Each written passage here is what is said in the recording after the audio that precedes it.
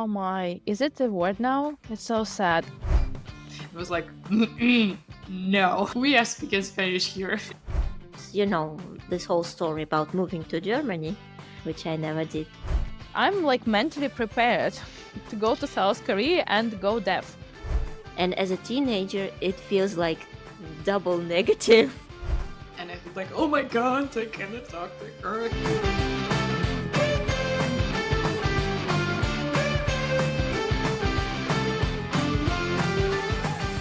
Hi, and welcome to another episode of our podcast where language enthusiasts talk about learning and stuff. It's three of us here. I'm Zoya. I'm Taya. And I'm Ksusha. In this chaotic world, we're all in need of safe space to speak one's mind, laugh, and enjoy life. Because that's the only way to stay sane while Zooming through Chaos.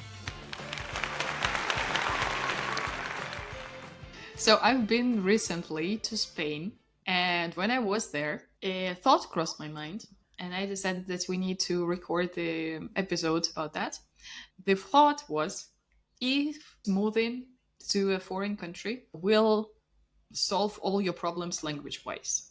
So, for example, if you are learning English, if moving to States or Australia solve all your problems with your language. What's your take on that, girls? I'd like to give some background to it. Go. As again, we're language teachers, and I've heard so many times people telling me, if only I lived in the UK, I would speak perfect English. And I always say that, like, it's not real. No, you won't. No, you wouldn't, because it's difficult to move abroad for different reasons. I don't mean for us as Russians, sorry, but just like uprooting, going to another country, I don't know, work, not work, it doesn't matter. It's difficult mentally, physically. So saying that it would solve all your problems language-wise is not correct. Just I think people maybe still have this idea that if you're surrounded by people who speak the language you're learning, it is better than if you live in a country where people speak it but very little or not so often. But again, it's not it. I would say it helps you if you're surrounded by the language, but that's another topic, and we have already discussed it in our episode about the outside, learning outside the classroom. Check it out if you haven't. But yeah, there is definitely this prejudice. We have this label that if you move to the country, you will magically start speaking the language and start being really fluent in it. What's the story behind that, Susha? Can you tell us what happened in Spain, back in Spain? I just want to mention that it was a solo trip for me to Spain. Was this your first trip? First trip to Spain? First solo trip? Solo trip. Solo? Solo. Like solo, guitar solo. SOLO. Yeah. Yes. I'm not sure. It doesn't count if I was going to Malta, for example, but it was for the language school because I was alone there. Not lonely, alone. That's different ones. But I was inside the school and I had classes and stuff. I think it counts because you went there alone and you came back alone. Because even in Spain, you went there alone, but you were surrounded by different people there. Mostly you were alone. But there is one more detail. In that language school, I also met a Russian girl. Of course. And not all the time I was speaking English and stuff. Can you name a place where you do not meet Russian people? Yeah, sure. And also, Ksusha had this schedule in a language school. So she would go somewhere, go to the classes. And in Spain, as far as I know, you hadn't got any plans. Like, I go there. And then... Yeah, that was really a poorly prepared trip. Yes, I agree with that. Improvisation, yes. And I also was still working from there. So it was more like a business trip or workation, not vacation. Oh my, is it a word now? It is. It's so sad. I thought that It is so sad. staycation is the saddest word you can hear, but now I hear workation and it makes me sad. It tops everything. Yes, it's very sad, but it's another one. So I was there alone. I was lucky enough to meet a friend. So a friend of mine, Oля, hello, if you're listening to that. Hola, woohoo! Yoo-hoo! We adore you. We don't know you, but we adore you. Yes! Yes, and I spent 3 days with her, which I loved, and it was great. It was great to see her. It was great to explore the city with her and see the country through her eyes and through her point of view. But it made me think that it's two different pictures, completely different. I would say the opposite ones. When I was alone, walking around Madrid, the center of Madrid, I was surrounded by the Spanish sounds, by the people, by the culture, and I was paying attention to that. It's also important to point that out. I was paying attention to that. I came to Spain especially to practice Spanish and exactly to do that. So I was focused on that. But when I met Oля, we started speaking Russian for sure. Straight away. Straight away. And second of all, at some point we were chatting, we were catching up with all the news that we both had. And I caught myself thinking that I'm kind of in Moscow in Gorky Park because I do not pay attention to the people around. Like you never left. Yes, I didn't pay any attention to the people around, the way they speak. And as we were in the park, it was T-Rock Park, and it actually looked like Gorky Park at some point. So I was like, okay, I think I just teleport there. So it's absolutely two different options. If you are there, paying attention to the language, making effort to be present, and you're just with your friends chatting and stuff. All the people who are traveling to Egypt, I believe, or to Turkey, do they actually speak any foreign language? No. I want cucumbers on my тарелка. That's it. Yeah.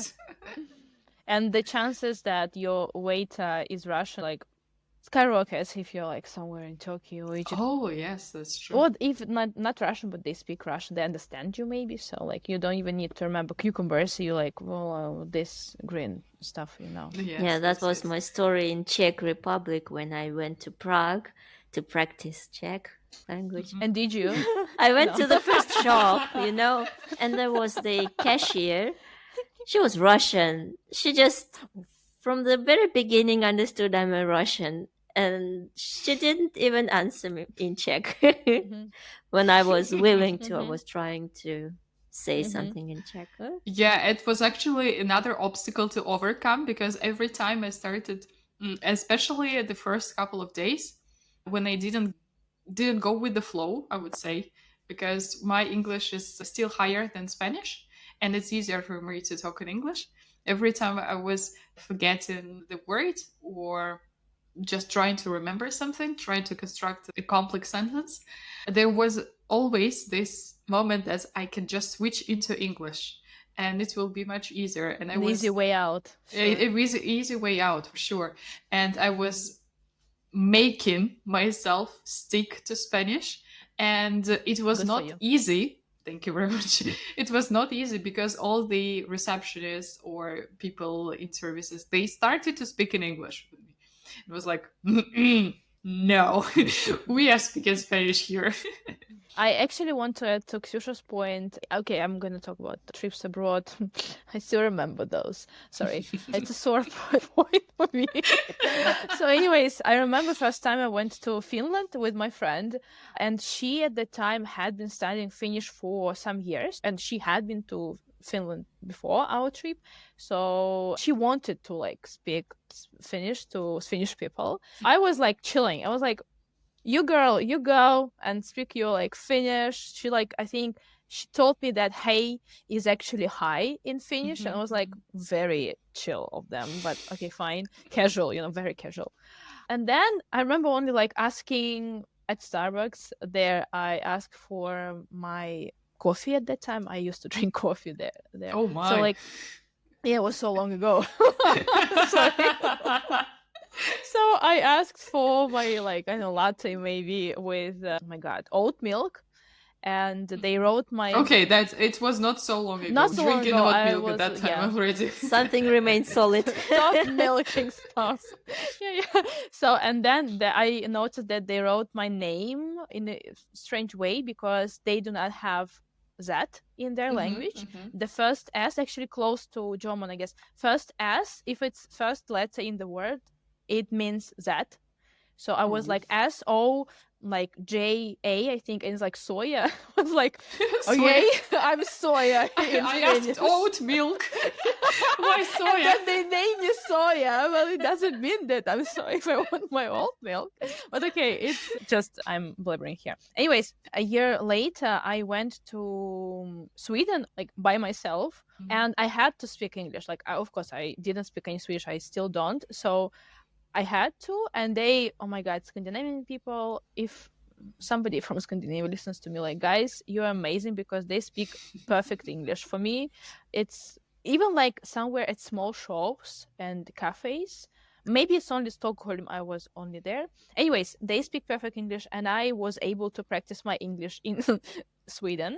But again, more because I was alone. I didn't have any choice. But when I was with my friend in Finland, she spoke Finnish for the both of us, and maybe sometimes when she was like at a loss for words or like didn't know how to phrase it, I was like, okay, I'll ask it in English, and they were also like cool and answering to us. So if you go alone, but again, we're not encouraging people to move abroad without your partner's family or like whatever, like go alone to learn a language. No, but just consider maybe a short trip somewhere, like a week or so, alone, and it's gonna give you more.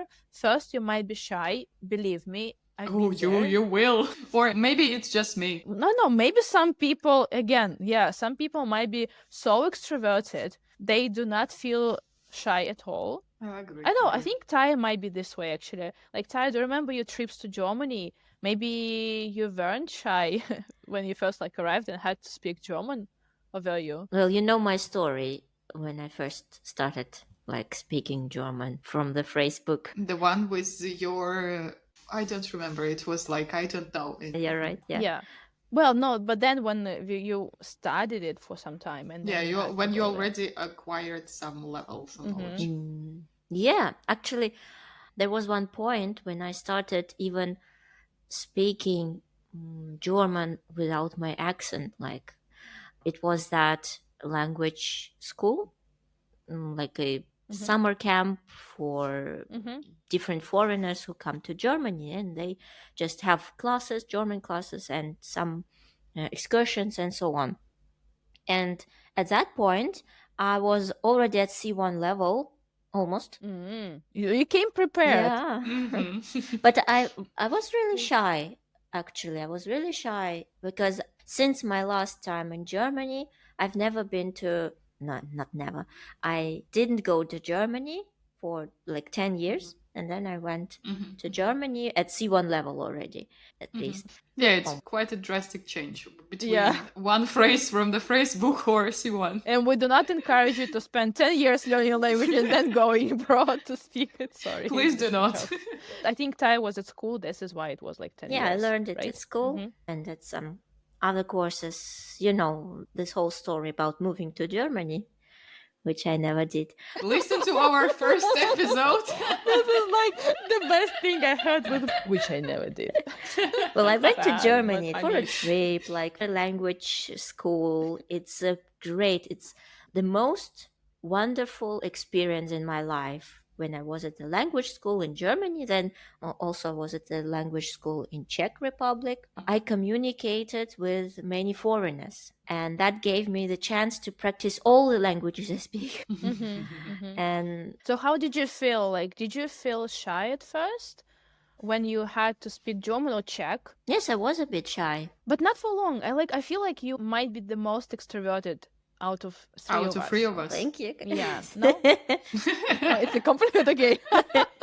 No, I meant it as a compliment. I'm joking. Yeah, because you feel, first of all, when you have C1, you might be shy, but then still you have C1, right? In English or German? In any language, it doesn't matter. Like when you may be shy because you still have this kind of A lot of gaps in your language, right? I was thinking not about the gaps, but you just feel like, am I really C1? And then you start to understand that communication is clear, everybody understands everything, and you kind of get the feeling that you actually have C1 and you actually can do that, and you feel not as shy as you felt a couple of days ago. Oh, at least it worked for me. Yeah, because you have no other choice. Yeah, you communicate with the native speakers. They don't speak your language, your mother tongue. They don't speak probably English. And that's the best Oh, thing. that's good when people don't speak Yeah. English. It's amazing. It is good, yes. Because because when I studied in Germany for like 1 month, but also I was with my friends, so we spoke Russian, of course, and then we had people in our group who like became friends for some time, and they all spoke English, so we spoke English with them. So German was like forgotten besides our classes there. Unfortunately, now I understand the mistake. Now I'm like wiser and older. But then it was like, oh, fun! They speak English. Let's speak English. And of course, English was I spoke better English then, so still do. So yeah, when you say like you go to the country and like try to speak the language you came there to speak, right? It's difficult. So I believe your story and kind of my story, but I think mine in a smaller way, shows that if you're not moving to the country, but if you're visiting the country to a language camp, it's a good idea. It will actually boost your level, and it's one of the best ideas. Yes, because you will be exposed to the language and you will have no other choice than to practice it. Yeah. Yes, in this case, it's a good idea. I actually know a couple of examples when people moved to another country without speaking the language, like at all. I know people who moved to Argentina without speaking Spanish and barely speaking English. And I'm like, with all my skills, like, seriously? That's how brave they are. Exactly. It's what I wanted to mention. They're very brave people, because as for me, as I'm thinking only of like going to live somewhere abroad for like a month or like 3 months or maybe half a year, I'm like, I need to learn the language of the country, because how am I gonna survive there? And these people, they're like, no, it's fine. Like, yeah. They're chill about that. And I believe for us, it's a bit of a professional deformation. Professional deformation. So, yeah, you had a couple of examples. You said that of the people who moved there. Are they okay? They're fine, but it's been like several weeks. So it's early. But I notice, again, I don't know them like personally, but they are experiencing some problems, but not with Well, okay, I'm going to tell a story. I don't think they're going to listen to us. I'm not saying anything bad. Anyways, they live in a flat and their neighbors might be Argentinian or I think some kind of Spanish speaking people, because they're very loud. Stereotypes. They actually recorded a video of people being very loud, and they're like, this is our neighbors, and it's like happening from 7 a.m. till like midday, and they're like very loud, and we don't know, is it like a country thing? Is it okay for this culture, like not complaining about it? Yeah. Or it's like, should we do something about it because it's annoying and it's disrupting or something? And I was like, if they are Argentinian, you can't do anything about it. So some problem, I think more like cultural, maybe not language. But again, as they do not speak the language, they can't even like go there and like, hi. The point is, if you go to a foreign country, doesn't matter if you have moved there or you're just visiting, you're just going to have to deal with some things, because something always goes wrong, like either with your flat, like you take the wrong bus somewhere or whatever, like in cafe they brought you meat and you don't eat meat, like it happens. Some shortcomings. Yeah. And it's good if you know the language of the country you're in to try and deal with people, with situations. Yeah, this is, I think, what we're trying to get to. Yes, that will help you. And if you're moving or just visiting the country, it does not equal that you start speaking there. What do you mean by start speaking? You start, like, you will learn English, any language, faster, better, stronger. No. unfortunately. It's not the same. You need to make effort to do that. Mhm. You need to keep that in mind. Because I know a couple of people, some people, not a couple actually, a bit more, that are moving to another country or spending, I don't know, winter, for example, in Bali. And they do not change their everyday life, their routine. And the only difference that they have is actually just going to a cafe and saying, I will have an avocado toast. Mhm. Or just avocado toast without the whole sentence. Or just this, please. Do. Yes, Yeah, yes, and yes. just pointing at the menu like, huh? Yeah, yeah. Uh-huh. Okay. Yes. And they are still working the same language they have. They are still talking with the loved ones they came with. They are still watching YouTube on their mother tongue, and nothing actually changes. And in this case, in this scenario, the language will not improve. Actually, the thing, I think I need to say it if I haven't said it before. If you think that moving somewhere is gonna solve your problems language-wise, you need to make it your goal. If you go to a country, okay, you move there maybe for work or for life, I don't know, it doesn't matter, for pleasure. But you have this goal like, I'm gonna do anything to make the language I'm learning better. Yes, it's gonna work. But if you just go there and you're like, I just want to live in this country, I don't need like to learn this language they're speaking here, I'm fine. Because a lot of Russian people are now in Serbia, and some of them learn Serbian because it's close to Russian, it's not that difficult. But at the same time, I know people who are like, I don't need Serbian, I'm fine. Like, I know English. Some of them, some Serbian people, I mean, speak English, fine. Some of them speak Russian, even better. But like, do I need Serbian? I know people who learned it to some degree, and they're like, okay, I just feel better if I know the language. Again, good for them for making an effort. But they wanted to do it. But if you just go to this country for, I don't know, to Egypt, and like, will you learn the language they speak there? I don't think so, unless you really need it somewhere, right? Yeah, to Egypt it's a bit different one, because Egypt is just usually some lazy beach holiday, and you're not interested in the language or whatever it But is. who knows? No, wait. I know a YouTuber, not personally, but like I follow her and she's amazing. And her friend is, oh my God, she's from some country where they speak Arabic. And she started learning to just be closer to her, I guess. She just interested in the culture, I don't know. And she went to, again, Egypt, if I'm not mistaken. I think she went to Egypt or somewhere, and she spoke it there. She learned some and she spoke it there because she had this connection. And Yeah, it was her goal. again, it was her goal to learn it and go to the country to practice it. The same way she went to Greece, she loved the language. She like went back to her home. She learned some Greek and she went back to Greece and practiced there. But she's a language enthusiast. I guess she's even like the biggest one I know. Have you ever experienced that you visited a country or moved for some short time to another country and did not practice any language of this country? Maybe I'm the only one who had this moving experience from us, because I've already moved to Russia from Uzbekistan.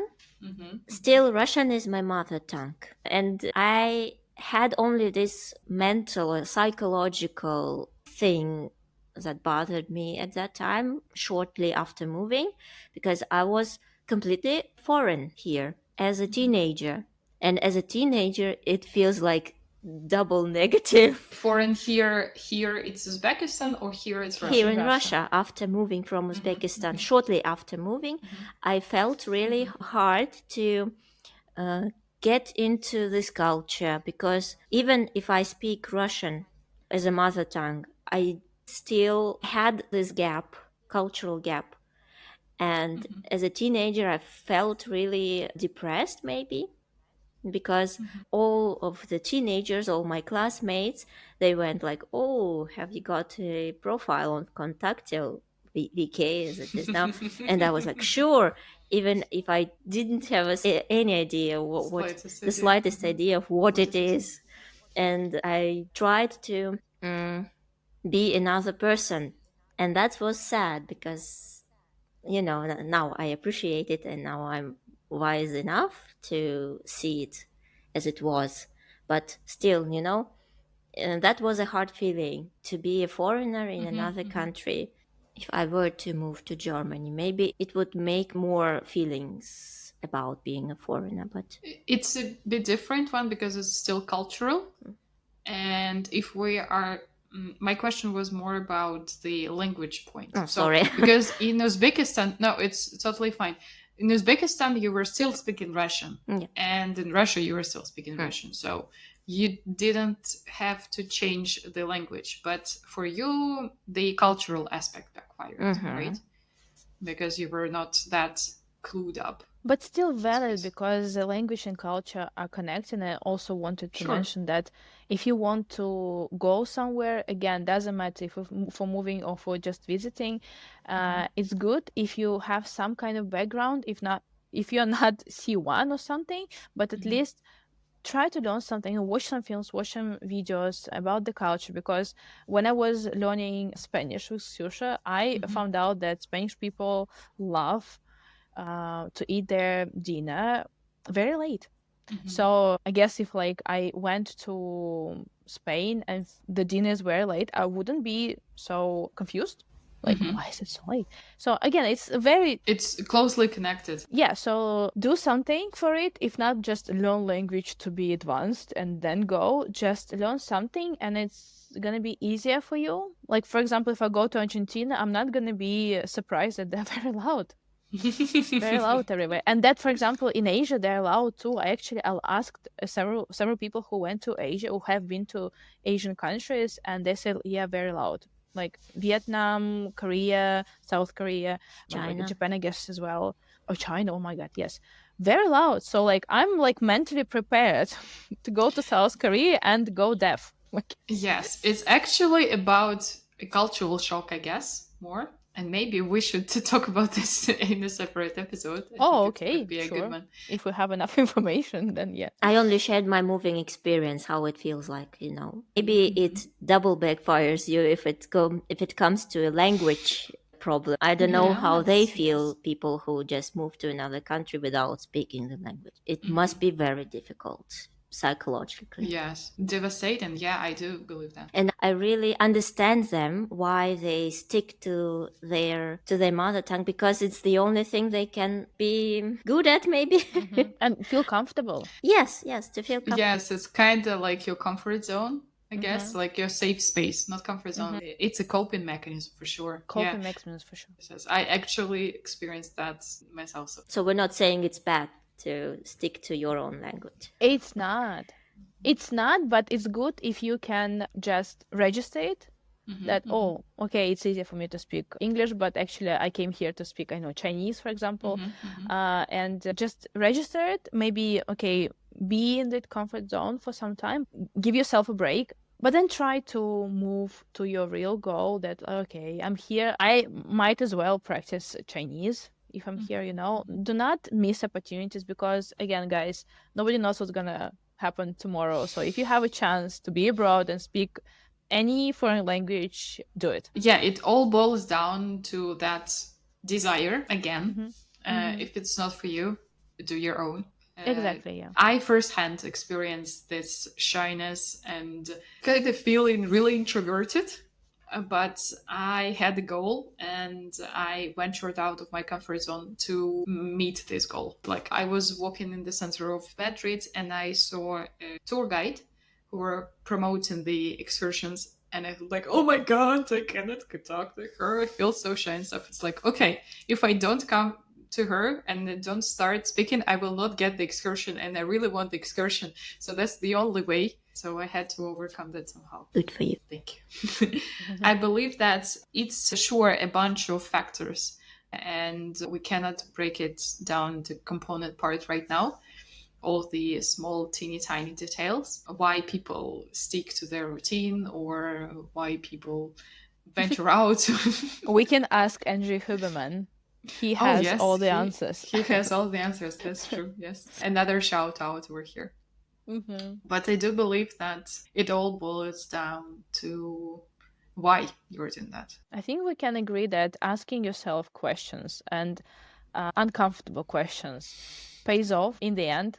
You're gonna, like, you might feel bad for them. Well, why am I doing it? Why am I doing it to myself? Whine, complain, like cry, I don't know, something. But then the answer is gonna come to you, and this is very psychological of me, right? It's not this podcast. Yeah, it's the wrong podcast. I'm sorry. It's not that I have another one, but still. So answering our first question, is moving to the country Going to solve all your problems language-wise? Yes. It might. It might, yes. But only in the case when you make up effort to practice, and you do that, you jump into that pool of language and cautiously Drown. Please do not drown. At first, but then you're gonna resurrect. Oh, what's the word? I always forget it. Yes, so if you just move and change the surroundings but do not change anything in your life, probably it won't. So, guys, make an effort. Do your best. I know. Seize any opportunity to improve your language skills. And if you don't have the opportunity to travel just yet, you can always surround yourself at home. We have some tips on that in our episode. Yes. Which one? Do you remember the number or the name? Can you remind me of that? The third? I believe that. I believe the third or the fourth. The name is The Outside. It's a trick. You need to go to our YouTube channel and check. You guys, do it. Yes, check our YouTube channel, check our Telegram channel. And thank you very much for listening to our podcast one more time. Thank you, guys. See you. Thank you. Bye. Bye.